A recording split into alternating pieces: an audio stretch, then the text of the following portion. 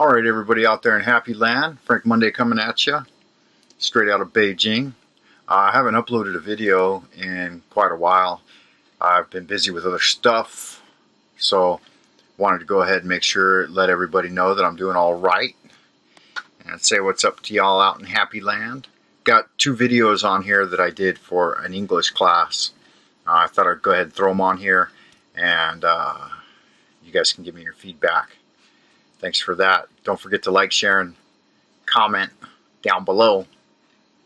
As above, so below. See you guys later. I'm an English teacher in China, and I'm a lifelong student of literature. Today we will be discussing how ghosts would be viewed in Shakespeare's time. Let's go have a look. All right, so one of the first things that we need to establish is how folks viewed the supernatural and ghosts in the time of Shakespeare. Did all folks of that time believe in ghosts? While maybe not everyone thought they were real, they were more superstitious than we are today, and topics such as folklore and astrology were commonplace and talked about earnestly in day-to-day life. Even Queen Elizabeth I had an astronomer in her court astronomy, Dr. John Dee. As an analysis, Hamlet was written around the year of 1600 in the final years of the reign of Queen Elizabeth I, who had been the monarch of England for more than 40 years and was in her late 60s. The prospect of Elizabeth's death and the question of who would succeed her was a subject of grave anxiety at the time, since Elizabeth had no children and the only person with a legitimate royal claim, James of Scotland, was the son of Mary, Queen of Scots, and therefore represented a political faction to which Elizabeth was opposed. It's no surprise, then, that many of Shakespeare's plays from this period, including Hamlet, concerned transfers of power from one monarch to the next. These plays focused particularly on the uncertainties, betrayals, and upheavals that accompany such shifts in power, and the general sense of anxiety and fear that surrounded. The situation Shakespeare presents at the beginning of Hamlet is that a strong and beloved king has died, and the throne has been inherited not by his son, as we might expect, but by his brother, still grieving the old king. As a modern perspective, one critic, Andrew Bennett, describes ghosts as the very embodiment of strange repetition or recurrence. It is reverent, it comes back. But how did ghosts fit into Shakespeare's philosophy and understanding of death, or that of Hamlet's? As he says in the play, from whose bourne no traveler returns. So it seems that he was of the belief that nobody could return from death. Therefore, how can we establish what they might have thought of it at the time? The way is to examine the religious beliefs of the people at the time. Elizabethan England underwent significant religious changes between 1509 and 1558. To briefly summarize, Henry VIII's move away from the Catholic Church paved the way for Protestantism, and Henry VI worked hard to establish Protestantism in England. Next, Mary Tudor shifted the country back toward Catholicism, and then Protestant Elizabeth took the throne. This switching between Catholicism and Protestantism created a tense and ambiguous religious atmosphere in the 16th century England. Society's relationship to the belief in ghosts was greatly affected by this religious climate. Catholics believed that after death, souls were sent to heaven, hell, or purgatory. If souls were sent to purgatory, they were to work off their sins until they were allowed into heaven. To Catholics, ghostly apparitions would be the souls of the dead now wandering earth until they had access to heaven. Protestants did not believe in the existence of purgatory, but they did concede that ghosts existed. However, they believed that these ghostly apparitions were demons sent from hell to seduce people into performing crimes or unholy acts.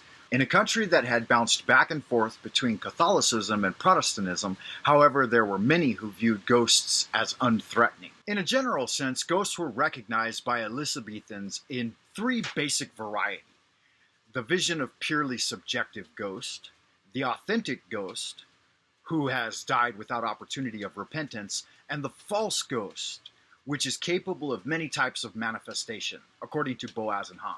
When a ghost was confronted, either in reality or in a Shakespearean play, some obvious discrimination was called for. Critics still do not always agree on which of these three types of haunts the pages of Julius Caesar, Macbeth, Richard III, or Hamlet, or in some cases when they are necessary to the plot at all. After all, Shakespeare's ghosts are a capricious lot, making themselves visible or invisible as they please. In Hamlet, the ghost appears to several people on the castle battlements, but only to Hamlet in his mother's bedchamber. Of the various ways that we could view the ghost in Hamlet's play, we probably wouldn't have been viewed by contemporaries as a hallucination or a subjective ghost. Chances are they would have thought of it as an authentic ghost because it appears to more than just Hamlet himself. Also, it probably wouldn't have been a false ghost because its intention was not ill or criminal. This presentation has been about ghosts in Shakespeare's time. Thank you for taking the time to listen, and have a great day. I'm an English teacher and a lifelong student of literature. Today we will be discussing how to write critically. Let's go ahead and get started. All right, so one of the first things we need to think about in critical writing is critical thinking. Critical thinking, as defined by the foundation of critical thinking, is the art of analyzing and evaluating thinking with a view of improving it. Applied to the practices of reading and writing, this critical mode becomes the art of analyzing the ideas or arguments communicated in various texts and formulating and engaging ideas or arguments in an evaluative way. As the foundation for critical thinking summarizes, critical thinking is, in short, self-directed, self-disciplined, self-motivated, self-monitored, and self-corrective thinking. It requires rigorous standards of excellence and mindful command of their use. It entails effective communication and problem-solving abilities and a commitment to overcoming our native egocentrism and sociocentrism. In short, critical thinking requires skills of evaluation, analysis, and thinking for oneself. Here we have a pyramid of hierarchies for critical thinking. At the bottom, we have things that do not require higher order critical thinking: remembering information, memorizing it verbatim. Then understanding is just restating in one's own words the information. Next up, we have application or applying, and this is transferring concepts and values to projects and situations. This is where we begin to use our own critical thinking and skills. Next, we have analyzing. This is identifying features like structure, logic, and relationships. Then we evaluate, making wise decisions and arguing problems. Finally, the creation process. When we create, we're combining information, concepts, theories to compose a unique product of one's own. It's important here to remember that during this entire process, we must cite our sources and come up with new ideas that are uniquely our own. Next up, we have the criteria for evaluating reasoning. This is reproduced from the Miniature Guide to Critical Thinking, Concept and Tools, 7th edition.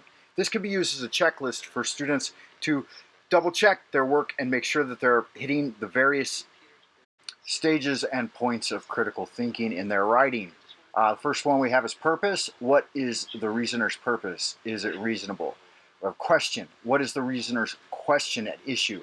Is it demanding an answer or a certain topic or solution to a certain problem? Then as we go down the list, we can evaluate each one. We have information, concepts, assumptions, inferences, point of view, and implications. It's important for point of view. What is the reasoner's point of view? Does the reasoner recognize the limitations of that perspective, and can he or she engage charitably and judiciously with other points of view? It's important that a reader and writer at this point include not only their own point of view, but others' point of view as well. The juxtaposition of ideas brings about a counterbalance. In order to be able to write critically, we need to understand the difference between descriptive writing and critical writing. Descriptive writing, you're not developing an argument, you're merely setting the background within which an argument can be developed. You are representing the situation as it stands without presenting any analysis or discussion. Descriptive writing is relatively simple. On the other hand, with critical writing, you are participating in the academic debate.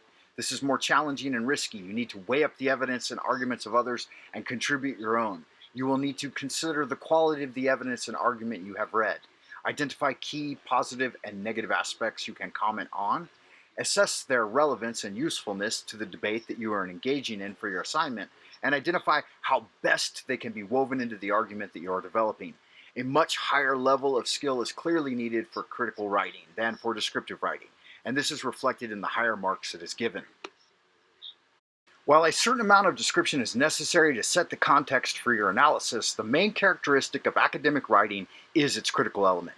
A useful way to check this balance in your own writing is to use two colored pens and to mark the margin whether the lines are descriptive or critical. The balance will change at different points, but you need to make sure there is enough of the color that represents critical writing. This has been Critical Thinking and Writing with Chris Gaynor. Thank you and have a great day.